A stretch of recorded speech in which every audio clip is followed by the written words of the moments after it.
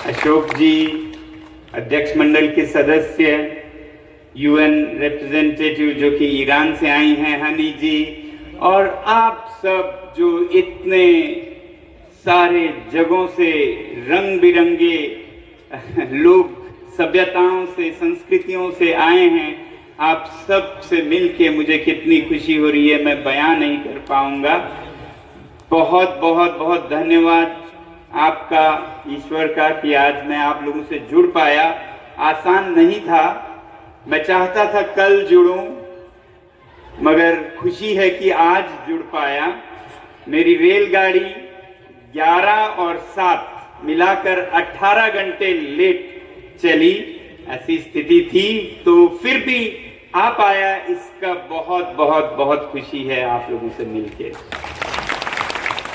मैं आप सभी को अभिनंदन लाता हूं, सारे लद्दाख और हिमालय के लोगों की और पशु पक्षियों की, पेड़ पौधों की, कीड़े मकोड़ों की, सबकी तरफ से आप सबका अभिनंदन और धन्यवाद, जो आप लोगों ने मिलकर ऐसे अच्छे विषय पर ये गोष्ठी की।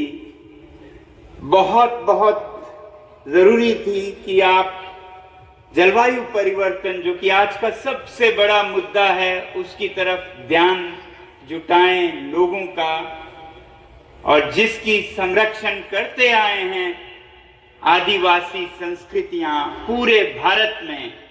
कहीं हम हिमालय के उस पार लद्दाख में, तो कहीं हिमालय में हमारे साथी जो कश्मीर से, हिमाचल से, उत्तराखंड से, नेपाल से, सिक्किम से अरुणाचल तक, म्यांमार तक, सब संजोए रखे हैं वो मूल्य, वो संस्कृति, जिसके कारण ये बची हुई है अभी भी। मगर इसको अब आगे कैसे बचाएं, ये चुनौती भी हमारे सामने है। हमेशा से मैं ये कहता रहा हूं कि आदिवासी संस्कृतियों का आदर होना चाहिए, उन्हें कम या पिछड़ा ऐसे नजर से नहीं, बल्कि आज के इस दुनिया में जो अग्रसर हैं वही सबसे पिछड़े हो गए हैं, जिनके कारण ये धरती विनाश के कागार पर पहुंची है। जिसे हम प्रगति कहते थे, वो हद से अगर ज्यादा हो जाए तो विकास नहीं, विनाश होता है।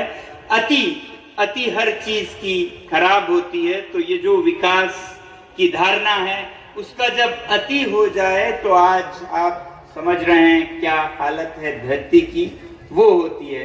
तो ऐसे समय में और ज्ञान हम शायद वहां से न लें, उस स्रोत से न लें जिस स्रोत से ये विकास का नींव हमने पाया, और जिस पे चलते हुए आज धरती प्रलय के पास पहुंच चुकी है। तो इसलिए मैं हमेशा यही कहता हूं कि सीखना है तो आज दुनिया को, आज लंदन को, आज न्यूयॉर्क को, आज पेरिस को, आज बीजिंग को सीखने की जरूरत है।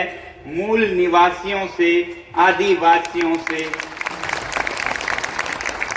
जो अपने पहाड़ों में, जंगलों में सादगी भरे जीवन से, और इसी की जरूरत है। यही ज्ञान वो सीख नहीं पा रहे हैं, जो अब बिगड़ चुके हैं विकास के रास्ते पर। वो हमारी ये सादगी भरा ज्ञान और संतुष्टि भरा ज्ञान नहीं वापस अपने जीवन में अपना पा रहे हैं। बहुत मुश्किल हो रहा है, तो सीखने की जरूरत है। तो इन बड़े शहरों को ऐसे सभ्यताओं से सीखने की जरूरत है। इसीलिए मैं बार बार कहता हूं, लोग कभी हंसते हैं, कभी मजाक की तरह देखते हैं, कि अगर भारत को विश्व गुरु बनाएगा तो वो कलकत्ता, दिल्ली, बंबई, चेन्नई, बेंगलोर नहीं बनाएंगे।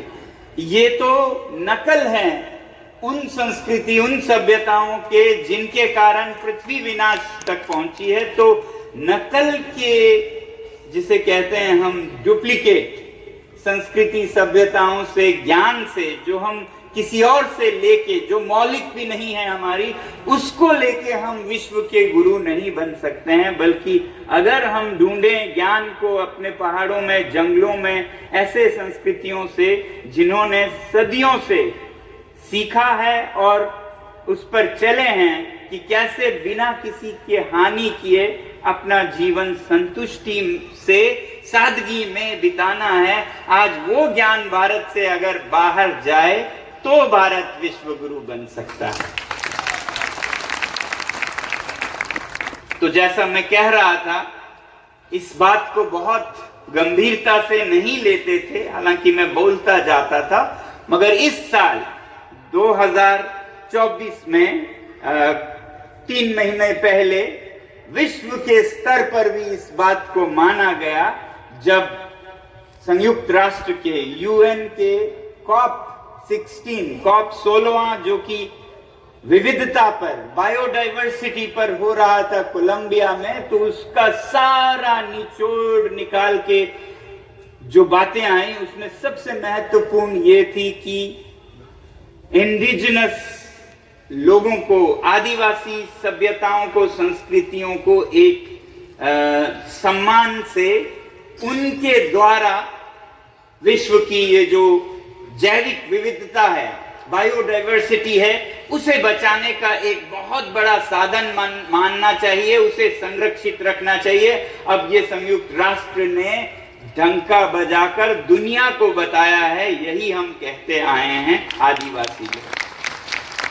तो आप लोगों को गर्व महसूस होना चाहिए कि हम उस संस्कृति से आते हैं जो बचा सकता है प्रकृति को, जो बचा सकता है पृथ्वी को, जो बचा सकता है केवल मानव ही नहीं, सारे जीव जंतुओं को। मानव केंद्रित विकास तो बहुत हुआ और उसकी अति हो गई है। हम जिस तरह से जंगल की आदर करते हैं, सम्मान करते हैं, जल की, जमीन की और उस पे पनपने वाले हर जीव जंतुओं की, वो आज दुनिया को सीखने की जरूरत है। ऐसा हर जगह होता था। आज से 1000 साल पहले सब जगह लोग प्रकृति के साथ संतुलन में रहते थे। पृथ्वी की सेहत, स्वास्थ्य बहुत अच्छी थी तब।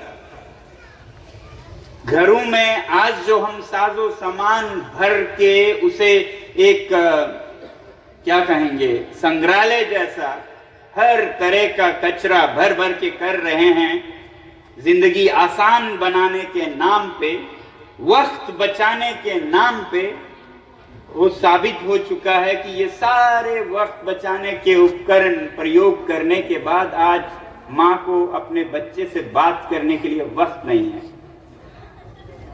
बच्चे को पिता से दिल की बात करने के लिए वक्त नहीं है। वक्त बचाने के इतने मशीनें, इतने साधन, मगर वक्त किसी के पास नहीं है। और इसी दौर में विनाश बहुत हो रहा है, ये हम देख रहे हैं। तो ये कैसे स्वास्थ्य बिगड़ा पृथ्वी का, थोड़ा मैं वो आपसे बांटूं, जिस तरह से मैं बच्चों को समझाने के लिए कभी कभी पेचीदे बातों को आसानी से दिखाने के लिए बोलता हूं बच्चों को, वो मैं आज आपके सामने रखूंगा कि ये क्या है, क्या हो रहा है, क्योंकि बहुत असमंजस का रास्ता है। कोई कहता है आपको विकसित होना है, कोई कहता है आपको मुख्य धारा में मिलना है, कोई कहता है आपको संरक्षित रहना है, आप जो हैं वो बहुत अच्छे हैं। हम बहुत बार नहीं समझ पाते हैं क्या है, हमें बदलना है या जो है उस मूल्यों, उस मौलिक जीवन को बचाना है। तो ऐसे में मैं आसान भाषा में बोलता हूं कि आज जिस रास्ते पे ये दुनिया चला, उसके हमारी धरती माँ, अगर उसे एक माँ समझें, धरती माँ बीमार है। आज धरती माँ बहुत बीमार है, किसी रोग का संक्रमण हुआ है जिसके कारण उसके अलग अलग हिस्सों में अलग अलग दुख और दर्द हो रहा है।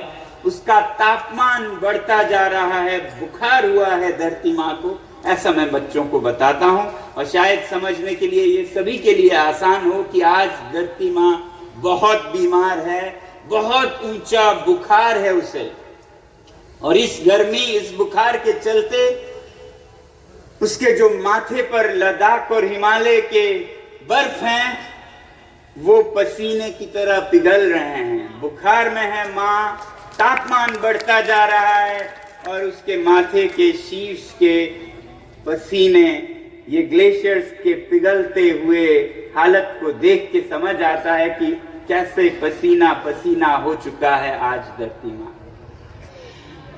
मैं ये नहीं कहता हूं कि मैं विकास विरोधी हूं। विकास जब हद में हो तो विकास है, हद से जब बढ़ जाए तो वो विनाश है।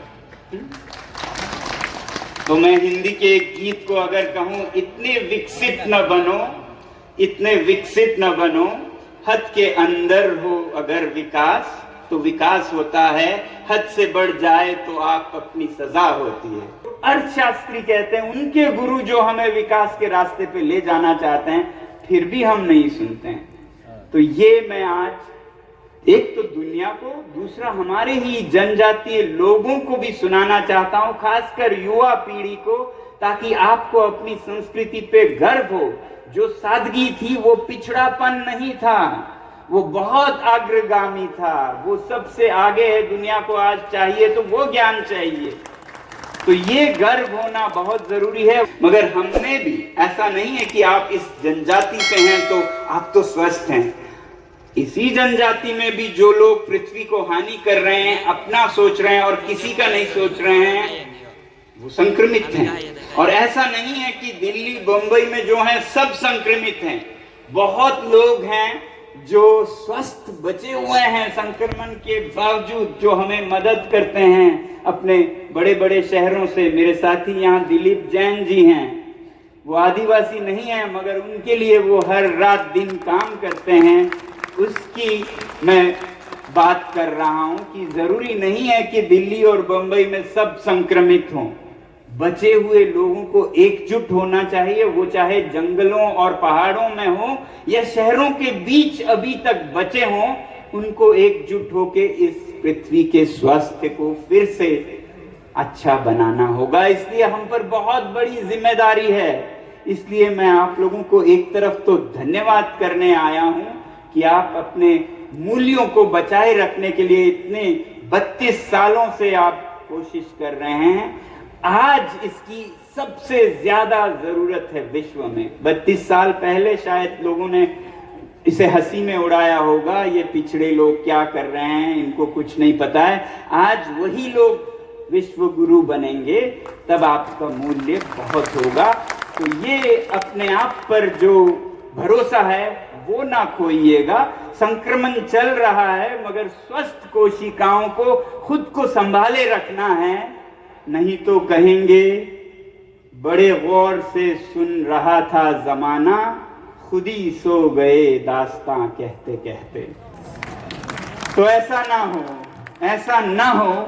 मैं चाहता हूं कि आप की दास्तां बड़े गौर से जमाना सुनने को तैयार है। आज संयुक्त राष्ट्र से, यूनाइटेड नेशन से लेके बुद्धिजीवी सभी आपकी दास्तां सुनने को तैयार हो, और आप ना खामोश हो जाएं दास्तां कहते कहते।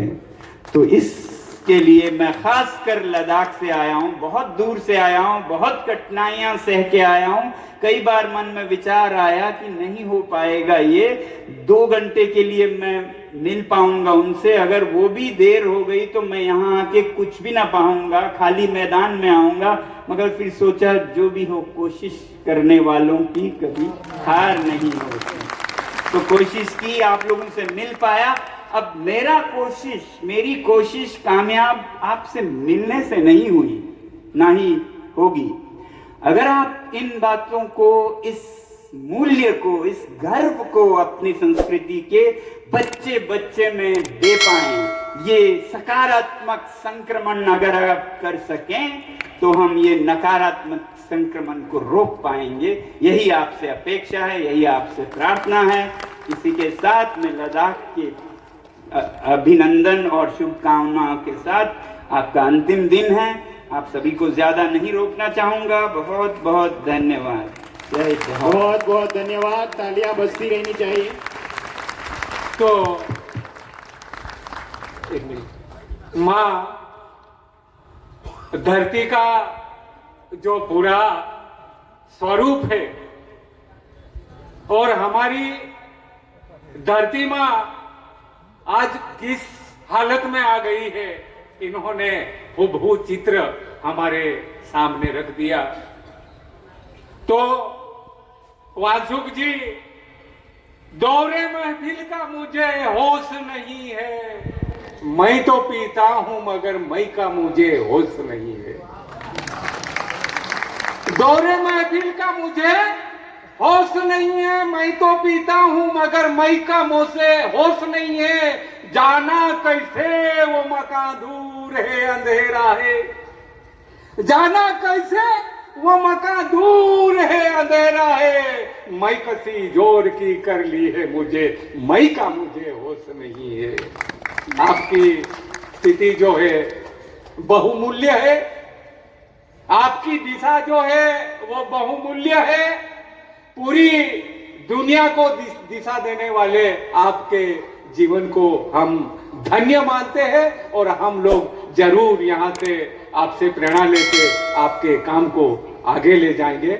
धन्यवाद। तो मैं ये कह रहा था कि आप लोगों ने जिस तरह से लद्दाख का जो आंदोलन था संरक्षण का, 6वें शेड्यूल का, उसका अलग अलग प्रांतों से, राज्यों से, मैदानों से, पहाड़ों से, जंगलों से जो समर्थन किया, उसका मैं धन्यवाद करने आया हूं। और खासकर आपकी संस्था से तो कई लोग लद्दाख आए और कईयों से मैं हिमाचल प्रदेश में मिला, आप में से बहुतों से, और बहुत बहुत खुशी हुई। वहाँ पर भी जय जवाहर के नारे गूंजे थे हिमाचल में जब हम पद यात्रा पे चल रहे थे, तो उसका बहुत बहुत धन्यवाद। ऐसे ही जहां भी आवश्यक हो हमें एकजुट होकर आवाज उठानी होगी, उसी का नाम लोकतंत्र है।